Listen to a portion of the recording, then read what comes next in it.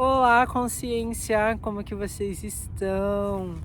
Seja bem-vindo. Esse é o terceiro episódio da série que eu tiro aqui desse livro maravilhoso, ó. Conversando com Deus, né, do Neil. Para quem ainda não viu aí os outros vídeos, o surgimento desse livro, né, é que o Neil, como ele sempre fazia, ele estava fazendo um desabafo, né, na carta. E quando ele viu, né, esse desabafo, ele acabou virando o quê? Acabou virando aí um diálogo com Deus, né? Ele sentiu uma força nas mãos deles e aí foi o que levou a fazer esse livro, né? Aí aqui no terceiro episódio vai começar aí com o Neil perguntando, né? Que é o final ali do segundo episódio. Isso significa que não posso pedir o que desejo? Está dizendo que rezar pedindo algo na verdade nos impede de consegui-lo? Aí agora é Deus respondendo. Essa é uma pergunta que é feita há séculos e sempre foi respondida. Contudo, vocês não ouviram a resposta ou não acreditaram nela. A pergunta é respondida novamente, em termos e linguagens atuais deste modo. Você não terá aquilo que pedir, e tampouco pode ter tudo o que quer. Isso ocorre porque o seu próprio pedido é uma afirmação de carência. E você dizer que deseja algo apenas produz essa experiência, a do desejar em sua realidade. Desse modo, a oração correta nunca é de súplica, mas de gratidão. Quando você agradece a Deus antecipadamente pelo que escolheu experimentar em sua realidade, de fato reconhece que isso está lá, realmente. Logo, a gratidão é a afirmação mais convincente para Deus, uma afirmação de que mesmo antes de você pedir, eu atendi o seu pedido. Então nunca suplique, agradeça. Aí o Neil fala, mas se eu agradecer antecipadamente a Deus por alguma coisa e ela nunca acontecer, isso poderia levar à desilusão e amargura. Aí Deus responde, a gratidão não pode ser usada como um meio de manipular Deus, um mecanismo para enganar o universo. Você não pode mentir para si mesmo. Sua mente conhece a sinceridade de seus pensamentos. Se você disser obrigado, Senhor, por tais e tais dádivas, e o tempo todo estiver muito claro em sua mente que essas dádivas não existem em sua realidade atual, não poderá esperar que Deus veja isso menos claro do que você e produza para você. Deus sabe o que você sabe, e o que você sabe é o que aparece como sua realidade. Gente, interrompendo aqui essa parte, né? Quando eu comecei a ler esse livro, começou a mudar muitas coisas na minha mente, mas o que mudou de verdade, né, não é o conhecimento que a gente tem, né, é aquilo que a gente pratica. E eu estava trabalhando ali no shopping, né, de segunda a segunda-feira, numa depressão, assim, extremamente severa. E foi nesse momento, assim, que eu não tinha uma opção, né, realmente ali, assim, quando você tá no fundo do poço, aquilo que vem é a única forma de você abraçar alguma coisa. Então, o que que eu comecei a fazer, né? Por mais que eu estava num trabalho, gente, que acabava com o meu psicológico, eu comecei a agradecer por aquele trabalho, porque estar sem ele, estar em casa sem dinheiro é muito pior do que estar naquele trabalho ruim. Então, por mais que eu entrava ali com o coração pesando, a mente falando, meu Deus, como que eu vou agradecer por isso? Eu ia lá, olhava, respirava, né? Porque quando a gente respira, a gente alinha os pensamentos e comecei a agradecer pelo aquele trabalho, porque eu sabia que Deus iria abrir as portas para mim trabalhar viajando, né? E eu sempre deixava na tela do computador as fotos das cataratas do Iguaçu, né? Iguaçu, Maceió, que era o lugar que eu queria, assim. E eu comecei essa gratidão. A gratidão, no começo, ela era algo muito falso, mas depois isso não se tornou eu tô agradecendo para atrair, mas sim um agradecimento, porque você começa a sentir Deus, né? De tanto que você agradece, a gratidão é a verdadeira oração por isso. Quanto mais você agradece, mais conectado com Ele tá. E eu cheguei num momento assim que eu não precisava de provas, eu simplesmente sabia que iria acontecer. Aí foi a mágica, né? Me mandaram embora do trabalho. Deu 2 dias que eu saí do trabalho e a minha mente quis voltar pro normal, né? Sair dessa gratidão. Aí nesse dia eu bebi, usei drogas e acordei de ressaca como sempre. Só que dentro de mim já tinha virado uma chave. Quando a mente começou a pesar, nossa, agora você tá desempregado, o que vai acontecer? Eu falei, não, eu vou trabalhar viajando. Deus vai criar essas portas. Mas foi simplesmente, era uma certeza absoluta. Eu consegui vencer o meu pior momento, que era da ressaca, né? Onde a mente te fala coisas cruéis. E no dia seguinte me ligaram. Me ligaram dizendo, você tá trabalhando, né? Eu falei, não. Quer trabalhar viajando? Aí a minha mente ficou tipo... Eu sabia que iria acontecer e realmente aconteceu. Aí eu perguntei, e pra onde nós vamos? Cataratas do Iguaçu. Gente, eu quis só contar essa história porque é realmente quando você pratica, né, aquilo. E pra mim não tem nada absoluto quanto Deus está em cada palavra desse livro, assim. Mas vamos lá voltar? Aí o Neil fala, né? Mas então, como posso ser sinceramente grato por algo que sei que não tenho? E Deus responde, fé. Se tiver apenas a fé de uma semente de mostarda, moverá montanhas. E, gente, eu agora só quero complementar, né? A gente geralmente fala que a gente tem que ter fé. Só que a fé, ela é uma coisa construída, tá? Não é porque talvez você não tenha fé que aquilo que você quer não vai acontecer, que você não tem fé e não se sinta mal por isso. Fé é uma construção diária. Você está mudando a sua mente de um modo de pensar para outro. Tem a neuroplasticidade e a ciência mesmo prova que isso leva tempo. Então, respire e não surta. Fé, né? Se Deus aqui respondendo. Se tiver apenas a fé de uma semente de mostarda, moverá montanhas. Você passa a saber que tem, porque eu disse isso, porque eu lhe darei, porque eu disse de todos os modos possíveis, por meio de todos os mestres que conhece, que tudo que escolher, escolhendo em meu nome, terá. Aí o Neil fala, né? Mas muitas pessoas dizem que suas preces não foram atendidas. E Deus responde: nenhuma prece, e uma prece não é nada mais do que uma afirmação fervorosa do que é a realidade, deixa de ser atendida. Todas as preces e afirmações e todos os pensamentos e sentimentos são criativos, até o ponto em que forem tidos fervorosamente como verdadeiros se manifestarão em sua realidade. Quando é dito que uma prece não foi atendida, o que de fato aconteceu foi que o pensamento, a palavra ou o sentimento mais fervoroso tornou-se mecânico. Contudo, o que você precisa saber, e esse é o segredo, é que o pensamento por trás do pensamento, o que poderia ser chamado de pensamento responsável, é sempre o pensamento controlador. Assim sendo, se você suplicar, terá muito menos chance de experimentar o que está escolhendo. Porque o pensamento responsável por trás de todas as súplicas é o de que você não tem agora o que deseja. Esse é o pensamento responsável, se torna a sua realidade. O único pensamento responsável que poderia repelir esse pensamento é o baseado na fé em que Deus sempre atenderá a todos os pedidos. Algumas pessoas têm essa fé, mas são muito poucas. O processo da prece se torna muito mais fácil quando, em vez de ter que acreditar que Deus sempre atenderá a todos os pedidos, a pessoa entende intuitivamente que o pedido em si não é necessário. Então a prece é de agradecimento, não um pedido, mas uma afirmação de gratidão pelo que é verdade. Aí o Neil fala agora, né, gente?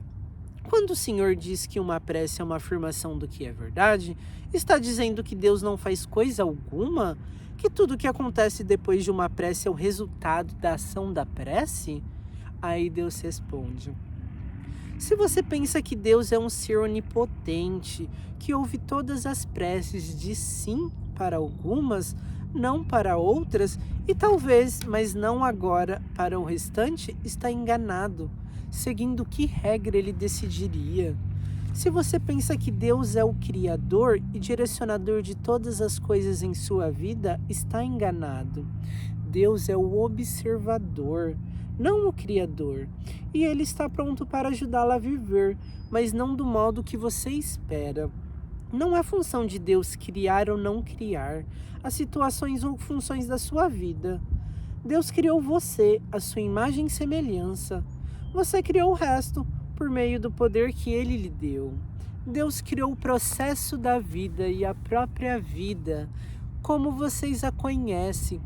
Contudo, Deus lhe o livre-arbítrio para fazer dela o que quiser. Neste sentido, seu desejo para si mesmo é o desejo de Deus para você. Você vive de um determinado modo e eu não tenho preferência no que diz respeito a isso.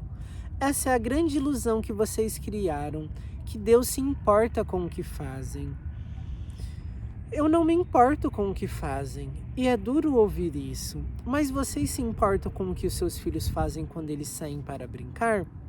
Se importa com o fato deles brincarem de pique-cola, esconde-esconde ou faz de conta? Não, porque sabem que estão totalmente seguros. Vocês os colocaram em um ambiente que consideram bom e bastante adequado. É claro que sempre esperarão que eles não se machuquem, mas se isso acontecer, estarão lá para ajudá-los, curá-los e fazer com que volte a se sentir feliz e seguro para brincar outro dia. Mas também não se importarão com o que eles decidirão brincar no dia seguinte. É claro que dirão a seus filhos quais brincadeiras são perigosas, mas não poderão impedir que eles façam coisas perigosas. Não para sempre, não em todos os momentos até a morte. Os pais sensatos sabem disso. Contudo, os pais nunca param de importar-se com o resultado. É essa dicotomia, não se importar muito com o processo, mas se importar muito com o resultado. Desculpa. Que se aproxima da definição da dicotomia divina. Contudo, de certa forma, Deus não se importa nem mesmo com o resultado, nem com o resultado final, porque esse é o resultado único e certo. E eis a segunda grande ilusão do homem, que o resultado da vida é incerto.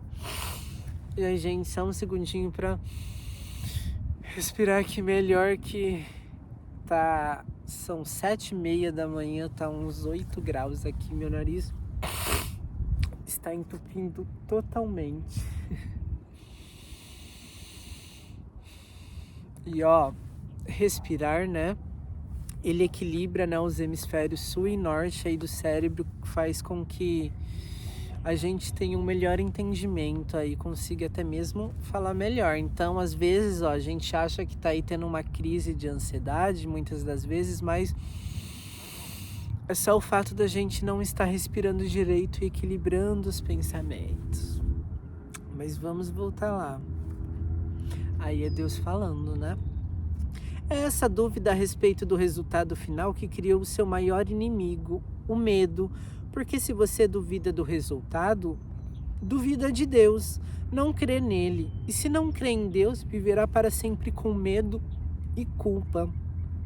Se você duvida das intenções de Deus, da capacidade dele de produzir esse resultado final, então como poderá relaxar? Como poderá algum dia finalmente encontrar a paz?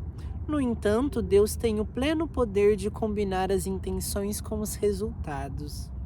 Vocês não conseguem nem conseguirão acreditar nisso, embora afirmem que Deus é o Todo-Poderoso e logo criam em sua imaginação um poder análogo ao de Deus para encontrar o modo de a vontade divina ser contrariada.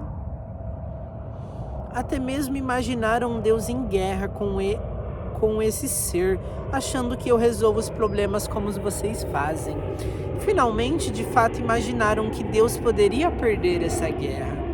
Isso vai contra tudo o que vocês dizem saber sobre Deus, mas não importa. Vocês vivem com as suas ilusões e por isso sentem medo, porque decidiram duvidar de Deus. Mas e se tomassem uma nova decisão? Qual seria o resultado? Eu lhes digo, viveriam como Buda, como Jesus, como todos os santos que já adoraram. Entretanto, como ocorre com a maioria desses santos, as pessoas não os compreenderiam. E quando vocês tentassem explicar a sua sensação de paz, a sua alegria de viver, o seu êxtase interior, elas os escutariam falar, mas não as ouviriam as suas palavras. Tentariam repeti-las, mas a distorceriam. As pessoas se perguntariam como vocês podiam ter o que elas não tinham, e então sentiriam inveja. Logo a inveja se transformaria em raiva, e em sua raiva elas tentariam convencê-lo de que eram vocês que não compreendiam Deus. E se não conseguissem estragar a sua felicidade, tentariam prejudicá-los, tamanha raiva que sentiriam. E quando vocês dissessem que isso não importava, que nem mesmo a morte poderiam tirar a sua alegria ou mudar a sua verdade, certamente os matariam. E então, quando vissem a paz que aceitaram a morte, seriam considerados santos e amados de novo. Porque é típico da natureza humana amar depois destruir, então amar novamente o que valorizam mais. E esse aqui é o final, consciências, e esse final aí, quem tem uma mente, a gente sabe, né, o quanto isso é totalmente real, né? Quem aí não passa a dar valor em algo depois que perde, né? Então é muito coisa nossa, humana, amar, depois querer destruir, depois querer amar de novo, né? E é o que ele fala, né? Deixa eu ver aqui. Que a gente sente medo porque a gente não confia em Deus, né? Eu passei a viver a minha vida toda com medo, né? Medo, não porque eu acreditava no que muitos religiosos, fanáticos, né, que viviam ali com as ilusões deles e não tinham muito entendimento sobre o amor falava. Mas eu assim, né, por ter nascido, graças a Deus, assim, hoje eu amo isso, com a sexualidade gay, né? O que as pessoas falavam, não que eu acreditava, mas me trazia medo. E esse medo, ele te leva para um certo lugar que, não que o que eles falam é realidade, mas você se colocam ali por medo. Tanto que, geralmente, aquilo que o mundo aponta na gente e a gente sente raiva do mundo, no final é porque talvez a gente tenha medo que isso aconteça ou acredite ali no fundo, né? Então, aí o que me levou para ter uma vida com Deus, né? E não acreditar nele, né? Ficar me forçando de acreditar por achar que aquilo é realidade. Mas o que me fez ter uma vida com ele é perceber que tudo aquilo que me traz medo está vindo de uma outra fonte. É o que vocês chamariam aí do oposto de Deus, né? Que é aquele ser que mora aí num lugar que pega fogo. Então, é o chamado que eu queria chamar vocês aqui agora. Seja lá a religião que vocês praticam, seja lá as pessoas que têm às suas voltas, as coisas que elas te falam, te traz medo ou te traz amor? Porque se essas pessoas despertam em você medo, significa que você está indo contra onde Deus está, aonde o divino habita. E é você que eu acho que tem que falar, né? esse sentimento todo te aproxima mais disso, mais desse divino que você busca, ou te afasta, ou tem te afastado, né? E é justamente isso, como ele fala, né, no primeiro episódio aí que eu fiz, que sempre aquela palavra mais clara, aquilo que te traz amor é o que vem dele, o resto vem de outra fonte. Então essas pessoas, né, seja lá a pessoa que se coloca num pedestal, até mesmo nossos pais, né, que a gente coloca num pedestal, como se tudo que eles falam fosse que viessem de Deus, porque a gente sente que eles são os seres que mais nos amam, né? Mas honrar, gente, pai e mãe, é ser grata pela vida que eles deu para vocês, saber que eles não te devem nada e nem você deve nada a eles. A única coisa que você pode fazer para honrar eles é evoluir, entendeu? Evoluir e voltar para essa fonte, voltar de volta para sua verdade. E se você mora com essas pessoas que te causam esse medo, que tá sempre te falando coisas ruins, só simplesmente que você está num caminho longe de Deus e você nunca vai encontrar o amor, você nunca vai encontrar isso que é um direito de todos nós e não importa. Nunca importou para ele, nunca importa para quem te ama de verdade, o seu passado, aquilo de ruim que você talvez não consegue se perdoar ou perdoar o próximo. Deus, o divino, ele vive no momento presente. No momento presente não existe o passado e não existe o futuro. Se não existe o passado, logo não há o que perdoar, né? Mas no momento presente não existe o passado, mas talvez a gente possa estar sentindo pausado. A gente pode estar sentindo passado porque a gente se agarrou a ele, né? Por falta de perdão, seja lá o que for, e ele continua vivo e alimentado na nossa mente.